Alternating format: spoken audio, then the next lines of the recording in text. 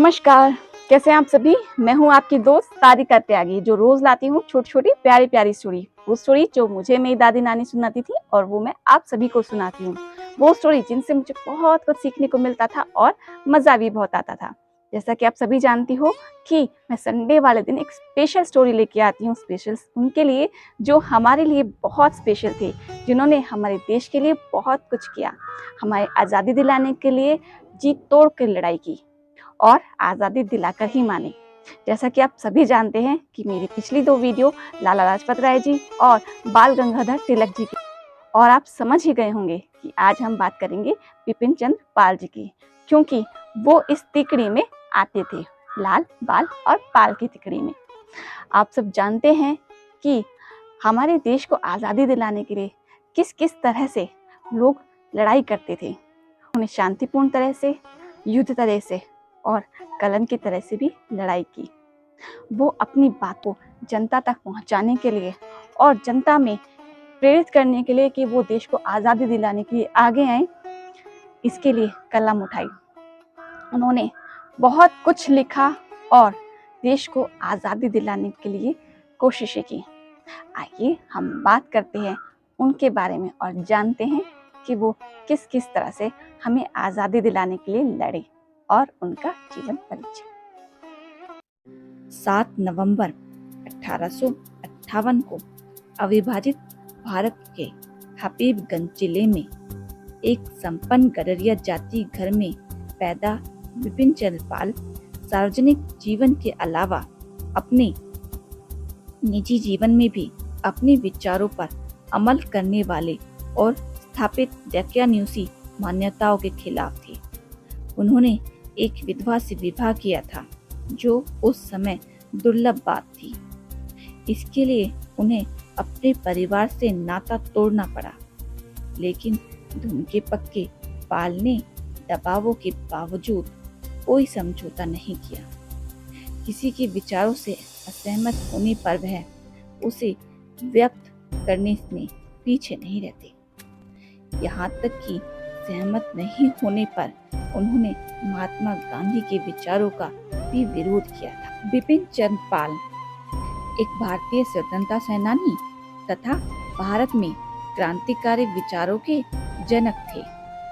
भारतीय स्वाधीनता आंदोलन की रूपरेखा तैयार करने में प्रमुख भूमिका निभाने वाले लाल बाल पाल की तिकड़ी में से एक बिपिन चंद्र पाल राष्ट्रवादी नेता होने के साथ साथ शिक्षक, पत्रकार, लेखक व वक्ता भी थे और उन्हें भारत में क्रांतिकारी विचारों का जनक भी माना जाता है। लाला लाजपत राय, बाल गंगाधर तिलक एवं बिपिन चंद्र पाल लाल बाल पाल की तिकड़ी 1905 में बंगाल विभाजन के विरोध में अंग्रेजी शासन के विरुद्ध आंदोलन किया, जिसे बड़े स्तर पर जनता का समर्थन किया। 1905 में बंगाल विभाजन के विरोध में अंग्रेजी शासन के विरुद्ध आंदोलन किया, जिसे बड़े स्तर पर जनता का समर्थन मिला।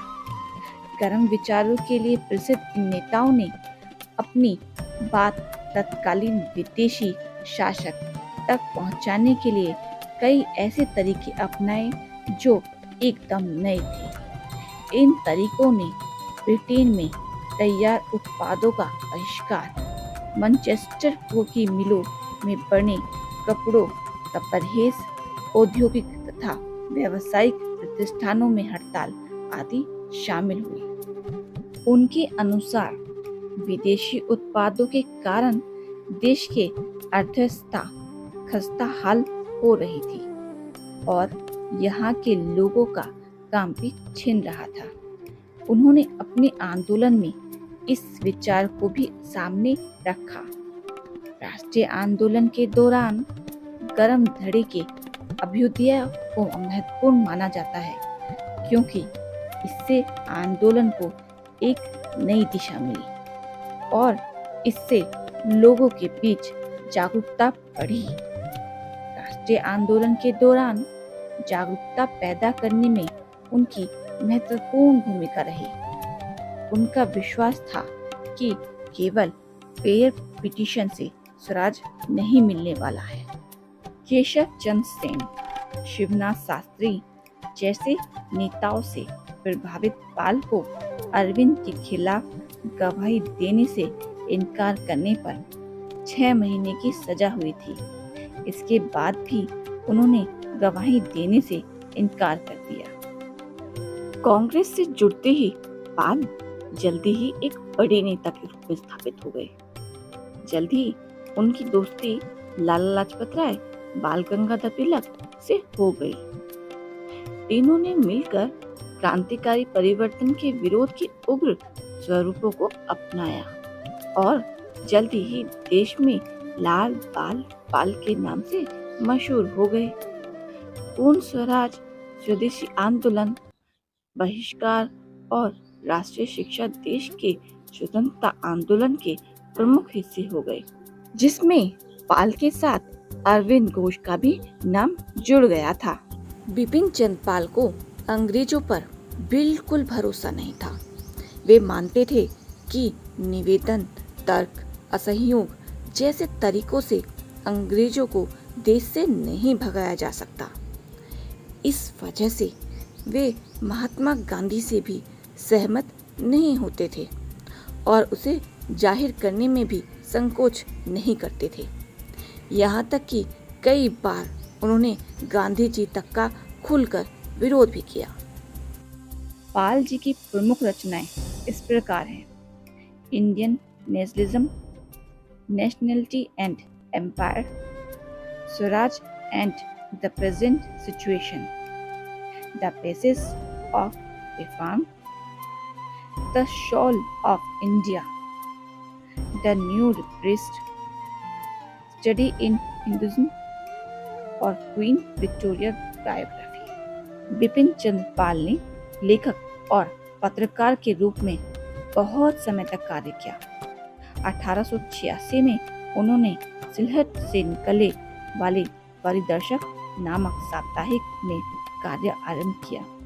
उनकी प्रमुख पत्रिकाएं इस प्रकार हैं: परिदर्शक 1880 में, बंगाल पब्लिक ओपिनियन 1882 में, लाहौर ट्रिब्यून 1887 में, द न्यू इंडिया 1892 में, द इंडिपेंडेंट इंडिया 1901 में, वंदे मातरम 1906 और 1907 में, स्वराज 1908 और 1911 में, द हिंदू रिव्यू 1913 में, द डेमोक्रेट 1919 और 1920 में, बंगाली 1924 और 1925 में। अपने जीवन के अंतिम वर्षों में भी उन्होंने खुद को कांग्रेस से भी अलग कर लिया था और एकांत जीवन चुन लिया था। उन्होंने अपने पूरे जीवन में सामाजिक और आर्थिक कुरीतियों को खत्म करने के प्रयास के लिए उन्होंने जातिवाद का खत्म कर विधवा पूर्ण विवाह पर जोर दिया। मजदूरों के लिए उन्होंने सप्ताह में केवल 48 घंटे कार्य और उनके भत्ते में इजाफे की मांग की। श्री अरबिंदो ने उन्हें राष्ट्रवाद का सबसे बहादुर मसीहा कहा था। जीवन भर राष्ट्र हित के लिए काम करने वाले पाल का मई 1932 को निधन हो गया। पाल जी इस दुनिया से तो चले गए, पर वो हमारे दिलों में आज भी जिंदा हैं। उनकी छवि आज भी हमारे साथ है। कहते हैं कि शब्द कभी नहीं मरते और उन शब्दों के जरिए ही वो आज भी हमारे साथ हैं। उनकी सोच, उनके विचार आज भी जिंदा हैं और हमेशा रहेंगे। जय हिंद।